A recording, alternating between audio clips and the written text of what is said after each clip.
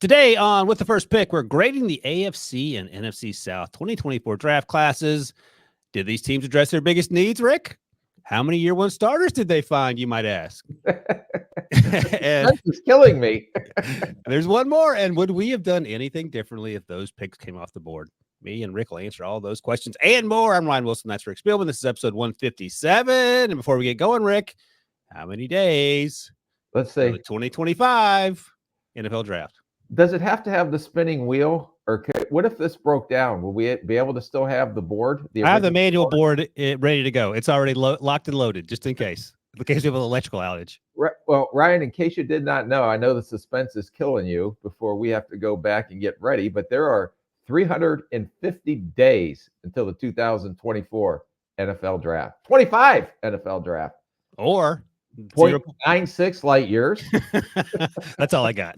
That's all I got for that. Diva says got to keep it on one screen, so we'll keep it on the. I like this screen here, the buddy comedy screen. There we go. Yeah. How much was the garage sale TV you got? $25. $25. Can't beat it, right? Devo's splurging. TV or no? You have to use the cable box. No, it's a dumb TV for $25, Rick. Come on now. Got to keep it in with the first big budget. All right, so 350 days to go. We're doing the AFC and NFC South. By the way, in case you missed it, we hit the AFC and NFC North earlier this week, and you can check that out in the old podcast feed. We'll be going through every team division by division before starting our summer scouting series, which will be here before you know it, or as I like to measure it, when Debo gets back from Europe in 2 weeks. By the way, quick ask. If you haven't already, leave a 5-star review on Apple Podcast. If you have a question, leave it in the old 5-star review, and we'll answer it in an upcoming mailbag show. Probably hold off on the 5-star prospect reviews just because we haven't gotten into the thick of it yet. We got to do our summer scouting, but you can certainly ask a mailbag question. Rick would love to answer it. All right, Rick, let's get to it. First up, let's go. So I can see if I can remember to ask these probing questions with every team. I should have done that last episode, but no better time than the present. First up, Tennessee Titans. J.C. Latham, no problem there. I guess the only problem is left tackle. Yeah, we need to talk about that. Well, you always yell at me. Well, they got Bob Callahan. They got Bill Callahan. He can fix anything. Nothing to worry about. Move on. Are you coming off of that? Well, all I'm saying is the rule of thumb is I thought that J.C. Latham had potential Pro Bowl ability as a right tackle.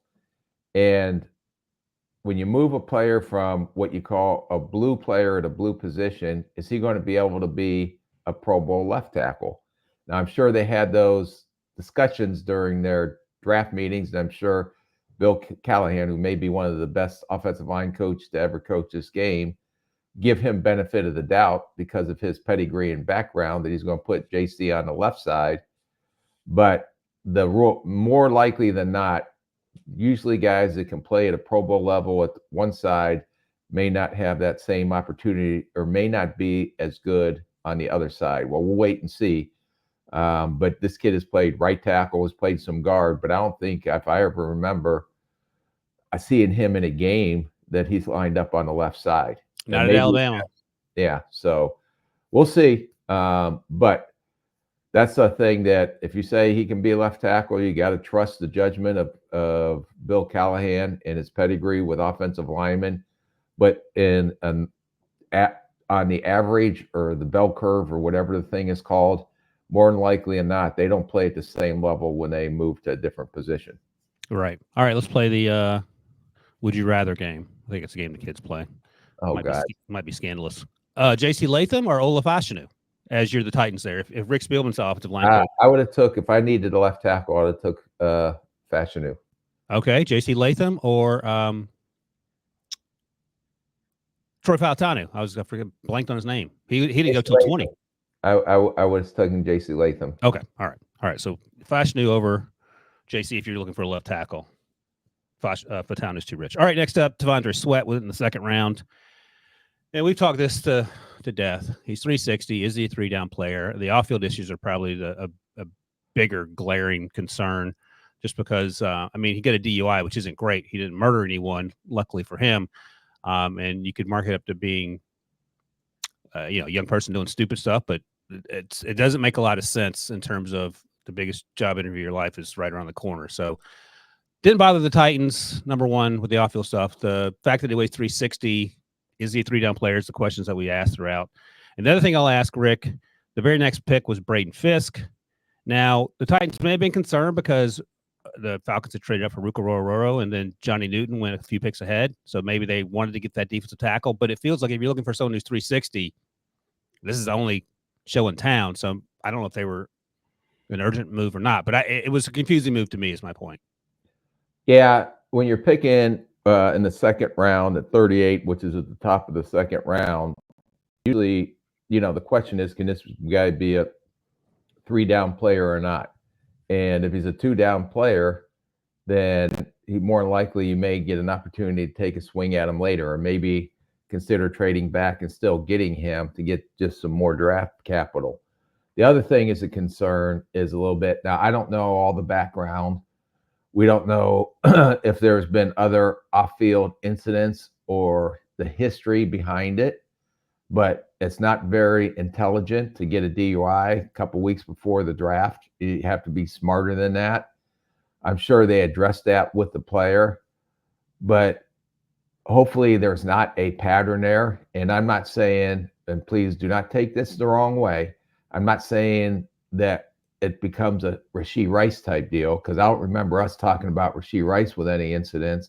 And then you see two incidents right now during the offseason after his rookie year, which is, to me, should be a major concern.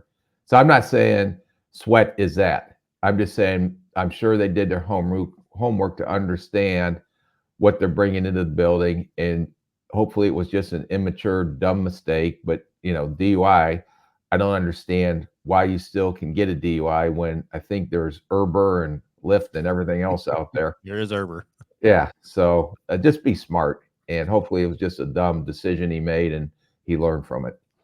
So there were reports, I think, that teams had asked him about his partying because he liked to party in college, which, again, it's not atypical for college students. And he said that was behind him at the combine, I think is what the report said. So obviously he had a slip up. So hopefully those are behind him and he can be a football player. Would you have taken him this high?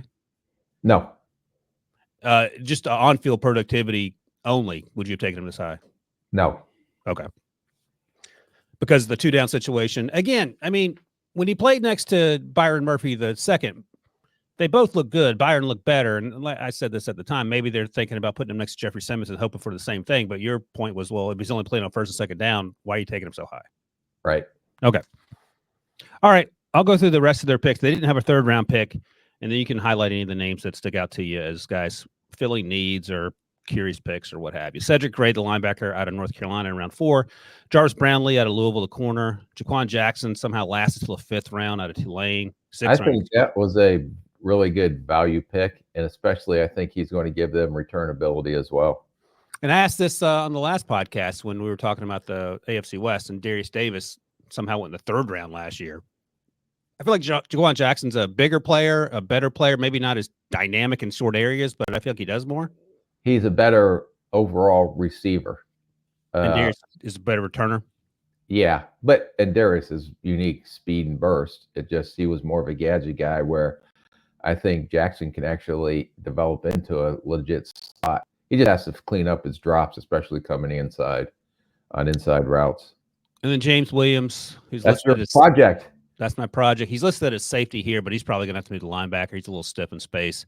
I liked him in the fall, and then I didn't have a great Senior Bowl, but he was playing a new position. So project is probably the right word. And then Jalen Harold, the linebacker out of Michigan. So I'll ask you this, Rick. Did the Titans address their biggest need? Which was, in your opinion, left tackle? Had to get a tackle. Yeah. Well, like I said, give them the benefit of the doubt, and we'll this could be, if he ends up being a Pro Bowl left tackle, then it's an A grade, and they had a vision and they saw the vision that maybe other people didn't see, and they developed that vision, and that'd be great. The Sweat pick just bothered me. I understand the unique size, but I don't know, does this guy affect the game in critical situations or late in the 4th quarter, especially when they have to rush the passer? That's that guy's name is Byron Murphy. Yeah. On that team. Would you rather add Braden Fisk here? Yes. I think I would have too. Wide receiver was another need. They drafted Jaquan Jackson, but they also just signed Tyler Boyd. So they're doing their part to help out Will Levis. So I don't have any issue with that. Are there any day one starters here besides J.C. Latham, do you think? Maybe Sweat, maybe on 2 downs. I don't know. Let's see. Right. Gray may push. The North Carolina athletic linebacker from North Carolina may push for some play time. So let's get through some OTA, see how the reports are coming out. Well, you love hypotheticals, so that's why I put it out there for you. I know. I love when you put me in hypotheticals that are actually all right. So answer. Rick, you gave the Titans a C. I gave them a C+. Worth noting from our last podcast, because I read every comment on YouTube, and Debo loves that I do that. Raiders fans are quite angry with me, and to a lesser degree you, because we thought we didn't think the Raiders crushed the draft because they took a tight end at 13 when they took one last year. So hopefully they win the Super Bowl, and that will be egg on our. They were mad at you. I said that was a good pick. That's why they're mad at me. I was like, I like Brock Bowers, but I don't think that's the craziest thing in the world to consider perhaps going another direction there when he had needs elsewhere. But we'll see. We shall see. A blue player, and he's sticking like a sore thumb out on your board. Take him, regardless. You're saying he's going to be a Pro Bowl player. Is he going to throw the ball to himself? Well, who are you going to take? Spencer Rattler there? Byron Murphy. Or Spencer Rattler. I was too busy focused on the defense to miss your joke there. I don't hate the pick. I think it's fair to ask a question. Boy, you're kind of bitter after the draft. You need to take a vacation. Maybe go with Debo to Europe. You think Debo would like that? With him to Europe? I think we should both go with Debo to Europe, and we can follow him around and do our podcast from all the historical sites over there. All the. Wouldn't that be fun, Debo? Yeah, sounds like just a joyous time. Oh yeah, I don't think you haven't met Debo's lady friend. No, she's quite nice. I'm sure she would like us to tag along through Europe with him. I don't know about that.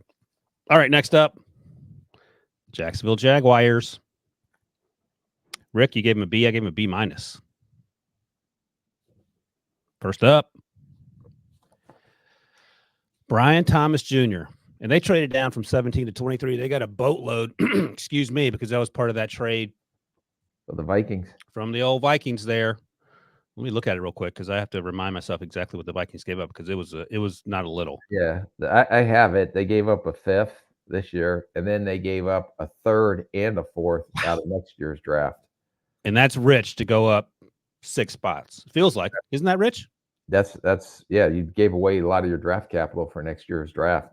And by the way, next year they don't have a second because that went to Houston when he got to 23 originally back in the middle of March. So right now they don't have a 2nd, 3rd, or 4th. Exactly. So right. So you got to get this right. But this is about the Jaguars. So great. That's a plus right there for making that trade. Stockpiling picks. And your first pick is Brian Thomas Jr. And that answers the first question. Did they address their biggest need? I think that was one of their biggest needs, right? Especially since they couldn't re-sign Calvin Ridley, who ended up with Tennessee. Right. So they get Brian Thomas Jr., and then the second round they get Mason Smith. Does this feel a little rich to you? I think knowing Trent Baalke, these are the type of guys that he loves to draft. Mason Smith actually is his name, but you keep going French. But I can understand. See, Debo, if you take me and Ryan with you to Europe, my bilingual skill set will get you around Italy and France and everywhere else you go a lot easier. One word, Mason. It's the wrong. Yeah. Oh, yes. There's this one, Mason Smith's family was. So what is the Trent Baalke type? Because has it worked out? Look at Buckner when they took him. Yep. Look at Armstead, Ark. All those guys are giants in the side. They're 6'6". They're about this kid. This kid's 6'6", 315. We saw him at the pro day. He is a man among boys when he was walking out there. It's like, who is this guy? And I think he is untapped potential. I think this guy has a lot more. He's going to be a better pro than he was at college. We know he missed the time his junior year. He missed last year in the beginning of the season, I think, because he was suspended for some NCAA violations, which I didn't even know there were any more violations in the NCAA. I think it was a silly one too. Yeah. So, but I think this kid has a lot of upside and a very high ceiling. But it's going to take him a couple years. He's not going to be an instant impact guy, but you have some unique tools to work with. So I wasn't mad about this pick. I thought this kid, they're betting on to come with this kid. Okay, so he went in the middle of the second round, 8 or 9 picks after Tavondre Sweat and Braden Fisk. Would you have taken Mason over Tavondre Sweat if you're the Titans?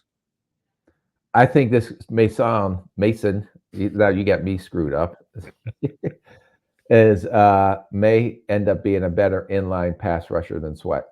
Okay, and obviously more likely to give you 3 downs than Tavondre. Yep. All right, next up, Jerry and Jones, cornerback out of Florida in round 3. I thought this is a little rich for me. What do I know? I didn't love Jerry nearly as much as his teammate Renardo Green. Renardo Green, yeah, excuse me. What do you think about this pick here? I agree with you on that. Okay. Yeah, I had him as a Saturday guy. And speaking of Saturday, then they took my guy, Javon Foster, who I was high on earlier in the year, and was okay at the Senior Bowl, but he's a little stiff, and I think his future may end up being inside. And I think the unofficial depth chart has him listed at right guard. So perhaps that's where he ends up, and you feel like that's the best situation for him. Yeah, and like I said, he was a left tackle that has some limitations, but I do like his aggressive style of play. And then I think he could be one of those tone setters that get after people up front. And apparently, did you see Trent Baalke at the LSU Pro Day? Because all they did was draft LSU guys. They got Jordan Jefferson as well. No, Jefferson to me is a limited athlete, more of a ballroom brawler. You know, he's going to stand in there and just fight whoever's in front of him. But I think his athletic limitations give him a pretty low ceiling on how much he can improve from what we've seen in college. Yeah, we saw that barroom brawl with Christian Haynes at the Senior Bowl. Christian Haynes now with Seattle, probably going to be a day 1 starter there. And then they got DeAndre Prince, cornerback, Kalen Robinson, running back, got a kicker and Cam Little, and then Miles Cole to end it out of Texas Tech, who's a long, athletic-looking player who looks the part, but there's a reason they went in round 7. All right. Do they address their biggest need? They got a wide receiver, and then they got a cornerback, I think was their other probably biggest need in round 3. Let me see who else was on the board when they took Jarius Jones, because I wonder who else Jerry and Jones, excuse me. They could have taken Kyrie Jackson, but he doesn't feel like a Trent Baalke physical lock onto your corner. DeCameron Richardson went the next cornerback off the board. There were a lot of good corners that gone. So yeah, all right, I get it. You try to pick your guy that you think is going to fit your scheme. TJ Tampa was still there. Chris Abrams-Strain's a little undersized. Jarvis Brownlee also went later, but he went to the Titans. All right, so you gave him a B, I gave him a B minus. And there was this is sort of interesting. The trade. So when they acquired Mac Jones, they sent a 6th-round pick to the Patriots, and they took Joe Milton with that pick. Would you rather have Mac Jones or Joe Milton? How dare you hesitate on my guy? Who, Mac Jones? Yeah, he was my guy when he came out. I would say Mac Jones. I mean, at least you know he can, I guess, if you have to start him, although he might throw 4 interceptions. I guess it's half a dozen to 1. All right, let's take a quick break. When we come back, we'll hit the rest of the AFC South right after this.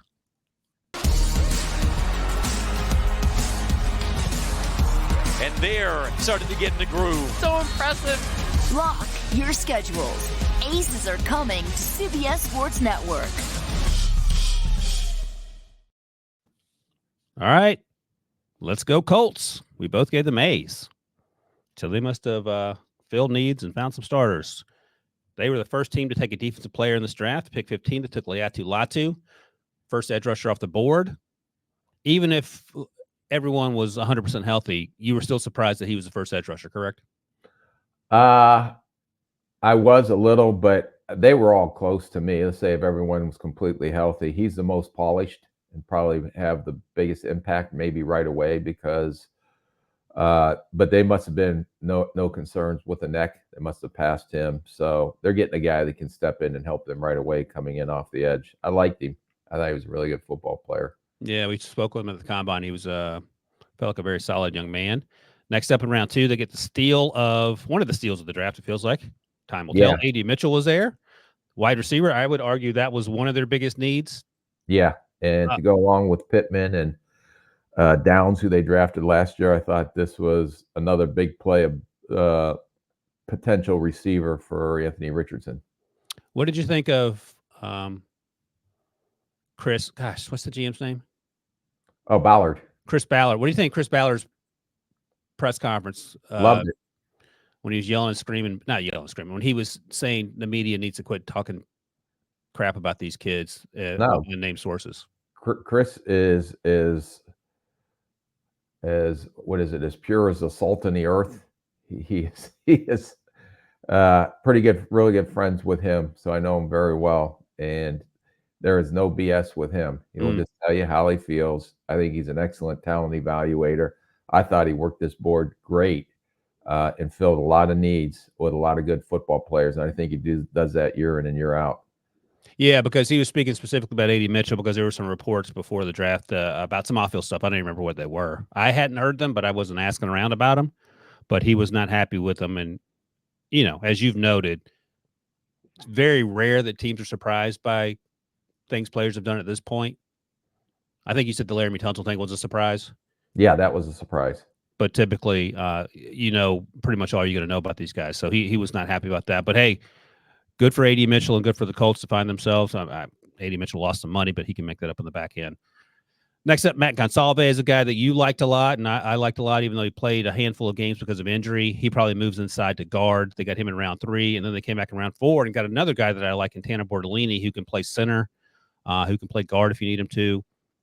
Anthony Gold, the wide receiver in round 5. My guy. Should have made a dollar bet on him. I could have run away with this dollar bet thing. Speaking of running away, Debo's running away to Europe, so we don't have to talk about the actual pick-by-pick dollar bet and how I won it. Yeah, well, it still went up for it's in appeals court. Gonna sit there for a while. So is Anthony Gold in your mind, is he more a returner? Because you have Josh Downs, as you just talked about. How many slot guys do you need? Yeah, he's a returner. I think he's going to give them potential as a returner, and he gives them another speed threat, even if it's a vertical stretch guy. As long as he learns how to catch away from his body and not drop as many, he's got a chance to be pretty good. He was explosive with the ball in his hands. They had 2 more round 5 picks, and they got safeties both times. Jalen Carley's out of Missouri, and then Jalen Simpson out of Auburn. So they filled that need in the secondary. Didn't get a cornerback until round 6, and that was a need as well, sort of a need. They had Juju Brents and Jalen Jones, who were rookies last year and both played when healthy, and they were pretty good. Micah Abrahams, who they got out of Marshall. So we both gave this draft an A. Felt like they addressed their biggest need at wide receiver, offensive line, interior offensive line help. They didn't get a cornerback early, but all in all, I'm guessing you're okay with the draft because you gave it an A? Yeah, I thought they did a great job. And he just follows his board, just like Telesco, and they pick very good football players and all these guys. I know what Chris is bringing into that building, and these are high-character guys. Did you ever work with him? Because he came from Kansas City, right? No, but been on a couple committees with him. So Gotcha. we work together on a lot of committees. All right. You should grow your hair out like that. Yeah, he kind of like it. I was like, who is that? You've never, ever had long hair, have you? I did in college. I had You did? A mullet. Oh, Debo, you got to find that. Brian Bosworth was your inspiration? No, not at all. That's a buzz cut mullet. All right. Debo will be looking for that. All right, next up, 2 A's for the Colts, Houston Texans. They were trading all over the place before and during the draft. We both gave them B's. Their first pick, Kamari Lassiter. That was a surprise. I like Kamari Lassiter. You like Kamari Lassiter. He just didn't time well. He played faster than that. Then they got Blake Fisher in round 2. The right tackle out of Notre Dame, who good athlete, just hasn't yet lived up to the potential. Kalen Bullock, the long, slender, lithe corner, safety, if you will, in round 3. So they're stocking up the secondary. And then your guy, Cade Stover, in round 4. A couple running backs, Solomon Byrd, edge rusher out of USC in round 7. And by the way, we were talking to Troy Fautano, and he said one of the toughest guys he faced was Solomon Byrd. gave them the most trouble. So that's an interesting pick for the Texans there to bolster that edge rush group. Anything stick out to you here about a player you like or a player that was curiously selected? Yeah, no, I think Lassiter is going to fit their scheme. That San Francisco scheme, that physicality on defense. There's no question that Lassiter brings the physicality that D'Amico Ryans is looking for. I think Blake Fisher, even though he got benched in that Louisville game, if you can clean up his technique, he may have a chance to compete as a starting right tackle.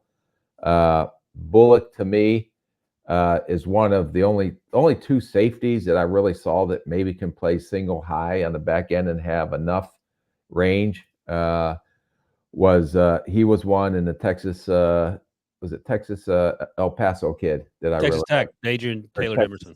Yeah, I thought those two guys had the range and speed to play single high safety to get from sideline to sideline. He just has to clean up his tackling technique. And then I thought they got a steal with Cade Stover. I thought he would go in the third round because he's a complete tight end. Master, or what they say, jack of all trades, maybe not truly a master of none, but can do a lot of things to help your team win football games. I really thought that was a great pick where they got him. So unofficially, Kamari's listed as a nickelback. He didn't play a lot in the slot at Georgia. So we'll see where he ends up. Jeff Okudah is listed as a starting right cornerback, so that could be an option. Stingley obviously is going to be the other starter. Blake Fisher, to your point, is listed right now as the starter at right tackle, but he'll have to earn that. Behind him is Charlie Heck. So they got a couple starters. They filled their needs. It's hard to complain. I think I gave him a B just because they didn't have a first-round pick, and they traded out of it, so they'll get that back. But just for the purposes of this draft here, I like the draft. I thought they're better as a football team. And they didn't have oddly enough, they didn't have a ton to fix just because they hit on everything last year. And they were real aggressive in free agency this year, going out and get Danielle Hunter, filling a lot of needs. The trade for Stephon Diggs. So Joe Mixon. So they have a ready-made football team. So these guys will come in and contribute. Some may end up starting, but they're a more complete football team than if we wouldn't have said that last year at this time. No, you'd have laughed at me if I told you they won a playoff game. I wouldn't laugh at you. I would never laugh at you. Against the Joe Flacco starting Browns, no less. Who's the best team in the AFC South? I don't know. I'm still with what Houston did this offseason, I think they're the team to beat. Yeah. Now, if Anthony Richardson comes back and picks up where he left off, maybe by the middle of the year, they're making some noise too. But it's hard to say. It's not the Texans right now. No. All righty. Let's take another quick break here. Then we'll get to the NFC side of things. And got to start with the Falcons, which ain't going to be quite as hunky-dory as this conversation here with the Texans and the Colts. We'll talk about that right after this. From the world of Sonic the Hedgehog, is there anyone stronger? No. Tougher? No. Hungrier? Grapes was an interesting choice for someone who doesn't use fingers. Knuckles, now streaming only on Paramount Plus. First up, the Atlanta Falcons. Pick 8, Michael Penix Jr. I don't know if there's anything left to say about this. I'm tired of talking about it. Spoiler alert, we both gave the Falcons a C. And I think it has everything to do with this pick. And just to reiterate for the millionth time, we love Michael Penix Jr. We both thought he should have been a first-round pick. He was my QB4 over J.J. McCarthy. You can explain it to me as many ways as you want. It just doesn't make sense to me if you're a team that has a chance to dominate this division, why you would take someone who's not going to play for 3 years. Yep. Especially what they did in the offseason to say that they're going to be the lead dog in the NFC South. Well, let's just play a quick game here. You would take Dallas Turner. Yes. Yes. Whatever I'm about to say, the answer is yes. Will Reichard, yes. He'll score more points next year than Michael Penix Jr. That's a dollar bet. You want to make that dollar bet? No. I like Will Reichard. It's my guy. Well, he's going to start. That's my thing. Okay. So unless Michael Penix Jr. finds his way into the field, there's no way Will Reichard isn't scoring more points. All right. So here's the other curious thing. That's all right, whatever. You can try to talk yourself into Michael Penix Jr. on that team, and I get it. Next up, the Falcons trade a 2024 second-round pick and a third-round pick to go from 43 to 35 to take Ruka Rororo, the second defensive lineman, off the board after Byron Murphy headed Johnny Newton, who goes one pick later, it turns out. So now you get up a second, which became Max Melton, and a third, which became Matt Gonsalves, to get Ruka Ororo, who's relatively inexperienced, and he could be great. He's a good athlete. We've talked about him before. That was a curious pick for me as well, with Johnny Newton sitting there. But maybe medically you don't like Johnny Newton. Well, it depends. His foot. I know he had the foot thing, and then we saw. I don't know the severity of I think it was a Jones fracture, is what he had. So I don't know the severity of that. But you got to look in the long term. I don't think Jones fractures are a long term issue for players. You know, I can't remember what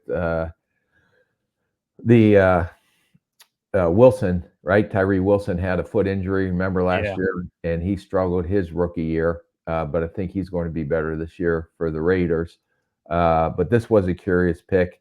I think they saw the upside in him because he is long, he is athletic. I think he can be a 3-down player, but he still has some ways to develop. He does have a high ceiling, but I thought Johnny Newton was, we both thought he was a first-round talent, and I was surprised they traded up to get him ahead of Johnny Newton when Johnny Newton was sitting there.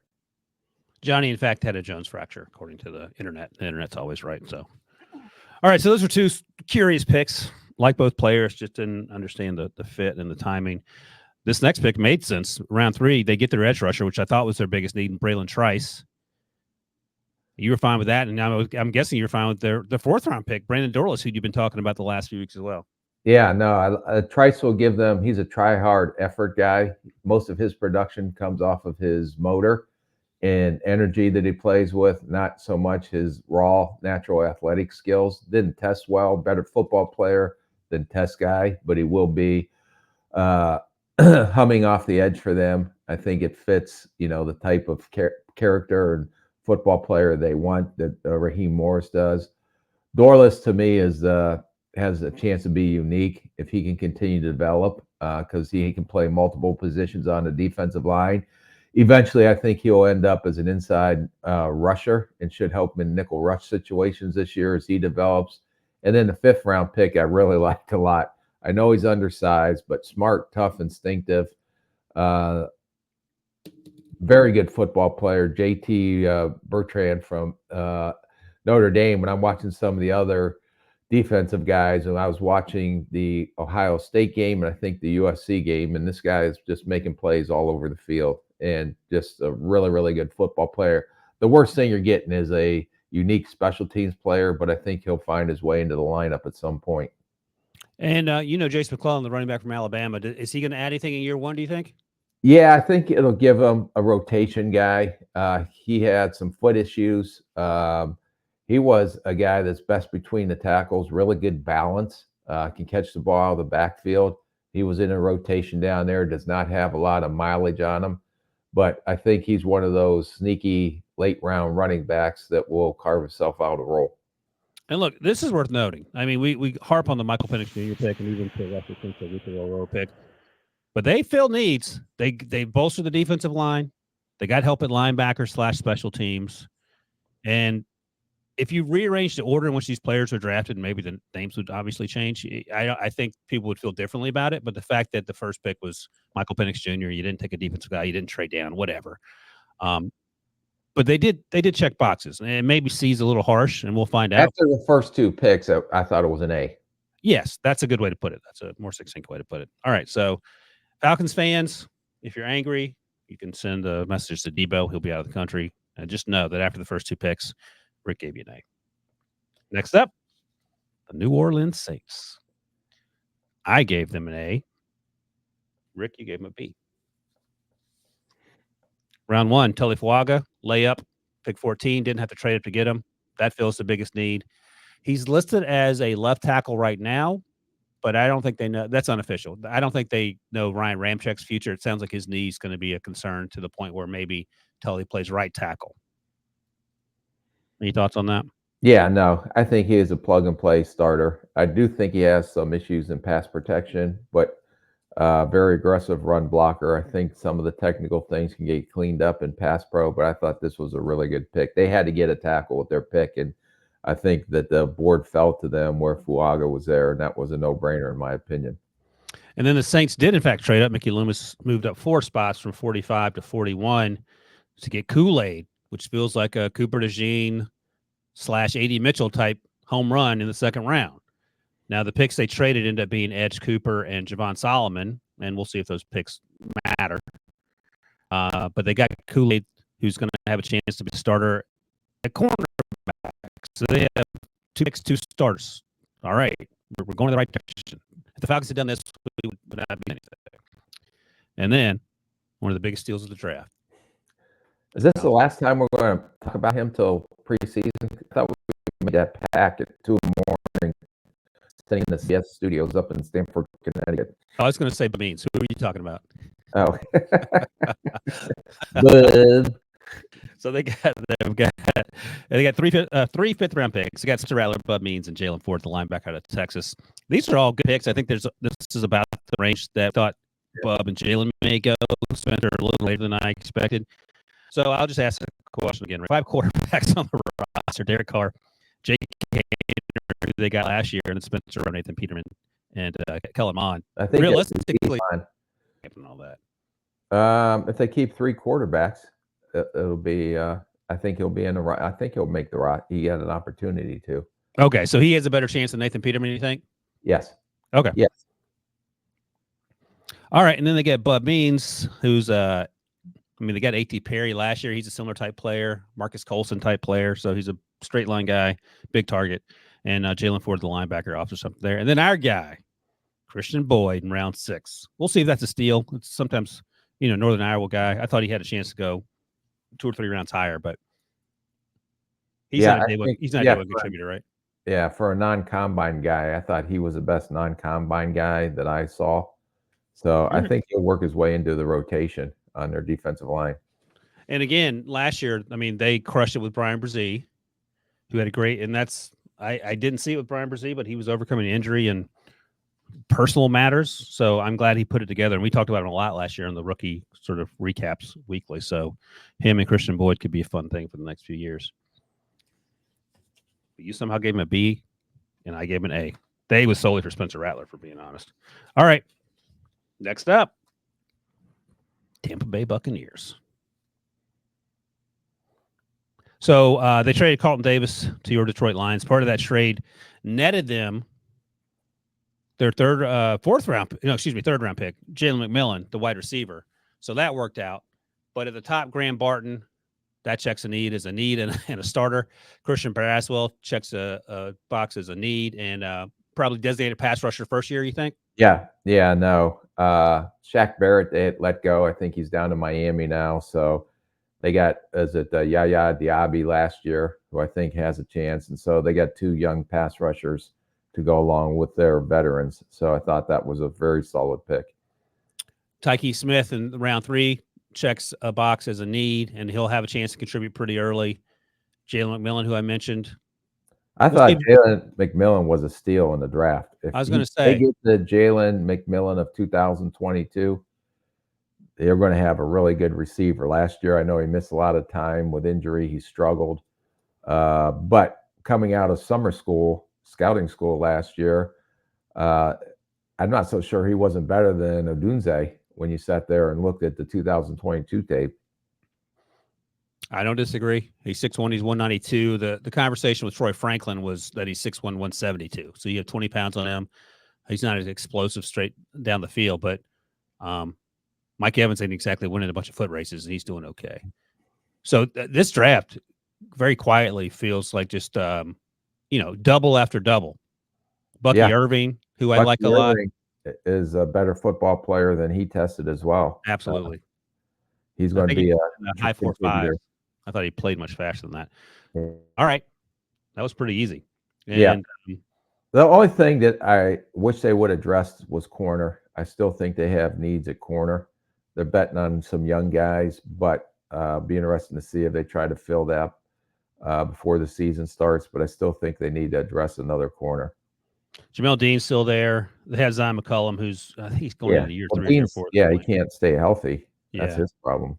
They have Bryce Hall, who was with the Jets originally out of UVA, who I thought had a chance to be a high pick. He returned to school and got hurt. Our guy Christian Itzian's there as a free safety.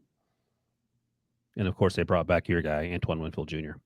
Yes. By the way, I didn't realize your other guy, Jermaine Johnson, who you know from Eden Prairie, right? Yep. I didn't realize he was on Last Chance U until the other day. Oh yeah. I never watched Last Chance U, but I saw his face come up. Hey, Debo, what's the most surprising thing from draft weekend? Is it the fact that Rick was laying on the couch watching TikTok of Harry Mack? Yeah.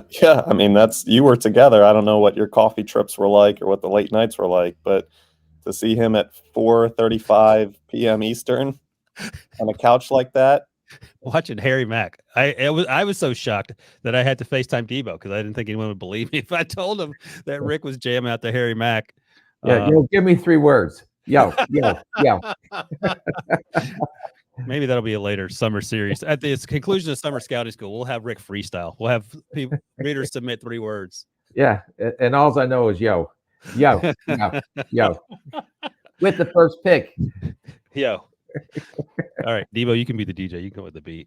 I can't Oh, believe Debo, I can't wait for our trip together to Europe with you next week. We're gonna do some NFL Europe scouting. you can't. We have zero itinerary. We're just kind of like going where the wind takes us. You're gonna hate it. That's true. Yeah, that will not fly. No, I'll get it organized. So don't worry about it. Just bring me along. I'll make sure the itinerary. Breakfast at 6:30. Morning walk. 6:30. If I drop Dinner. a mace on, I think I'm gonna get punched in the face. Dinner at 4:30 p.m. Lights out by 6 p.m. Yep. We'll be in bed by 9. All right, we just got one more to go here. All right, Carolina Panthers. Save the best for last. By the way, Rick, I saw this too. Speaking of our Joe Person from The Athletic, William Mary grad, reported this yesterday as we're recording this. Do you remember Eric Iger? He was on set with us with Thomas Dimitroff in Phoenix. His a math background, PFF background. Apparently, he was just hired by the Carolina Panthers to do some analytics for him. So that's interesting. Oh, good. Yeah, he's a smart guy. So fingers crossed he gets Bryce on the right track. And I feel like the start to the free agency in the draft. They're going to be in trouble if they're hiring an analytics guy to coach Bryce. So just so you know so that was again another statement that I don't agree with. I don't think he's going to be the QB coach, but hopefully he can help. Well, apparently you do. Look, man. Last year could it gotten worse last year for Bryce? No. Okay, so maybe we need to think outside the box on this one. All right, round 1 they traded up. Speaking of thinking outside the box, to get Xavier Legette. I thought he was a mid-round 2 guy, but I have no issue with this. Do you? No, I think that because that's where that next group of receivers, there was a run on them that they wanted to make sure. And I think Xavier kind of let it out of the bag that he was Carolina's guy. So kind of forced their hand a little bit. Or Dave Canales kind of hinted that was their guy. I think they may see a little bit Mike Evans in him, to be honest with you, with the size and vertical speed. Yeah. If you haven't heard Xavier Legette talk, he's from South Carolina, home of Ryan Wilson. Please go listen to that. It is incredibly awesome. He's a good old country kid with a fantastic accent. All right, let's play a little game here, Rick. At pick 32, these wide receivers on the board. Who you taking? Xavier Legette, Keon Coleman. Boy. So the rumor was that Xavier Legette was Buffalo's guy. Okay. They took a chance. And they traded down, and then that's the rumor I heard. Now, like I said, there's just rumors, and that's why Carolina jumped, because there was some buzz out there that Buffalo was locked in on Legette. So, but who the heck knows? That's all just. All right. Well, who's Rick Spielman taking? I would. Oh boy, I think Legette may have a higher upside. Coleman may have a bigger impact right away. So I may have went with the upside guy on Legette. Okay. Xavier Legette or Ladd McConkey, who went the very next pick after Keon Coleman. I would have maybe went McConkey. For the purposes of Bryce Young and the Panthers? Yep. All right. 2 more. And then Jalen Polk went a few picks later when the Patriots traded down. Jalen Polk or Xavier Legette for the Panthers? Legette. I'm not a big Polk fan. And then finally, Xavier Legette or A.D. Mitchell? Probably Legette although Mitchell is similar in a high ceiling as well. All right. Yeah, I don't hate this pick at all, and I get it. You got to help your quarterback. Speaking of helping your quarterback, next up, round 2, Jonathan Brooks. First running back off the board. Not necessarily a surprise here. So they traded the pick 52, the Panthers did, a 2024 4th-round pick that became Anthony Gold, a 2024 5th-round pick that became Jeremiah Trotter, to the Colts to get up to pick 46. So A.D. Mitchell, Anthony Gold, plus Jeremiah Trotter gets you Jonathan Brooks. Maybe a little rich, but again, you got to help out Bryce. So is that too much to pay? No, and plus Dave Canales wants to run the ball or try to run the ball because that sets up the play action, which will help Bryce. And, hopefully his kid comes back from his ACL whenever he's ready, hopefully by training camp. But he was the best back coming out this year. I thought he wasn't as explosive as Bijan Robinson. He was kind of right in the middle between Bijan and Roshan Johnson. But I think he will definitely help their offense as long as he's fully healthy. They had a need off-ball linebacker. They got that in round 3 in Trevin Wallace. And then they got more help for Bryce with Jatavian Sanders, the tight end, who lasts until round 4. I thought he had a chance to be a day 2 guy. He's not going to block, but he is a middle-of-the-field threat.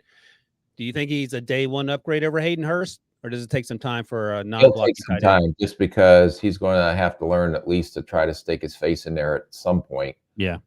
Especially if they're going to try to run the ball. And then they went defensive final 3 picks on day 3. Shaw Smith-Wade, the cornerback, Jaden Crumity, the defensive lineman, and then Michael Barrett, the linebacker out of Michigan.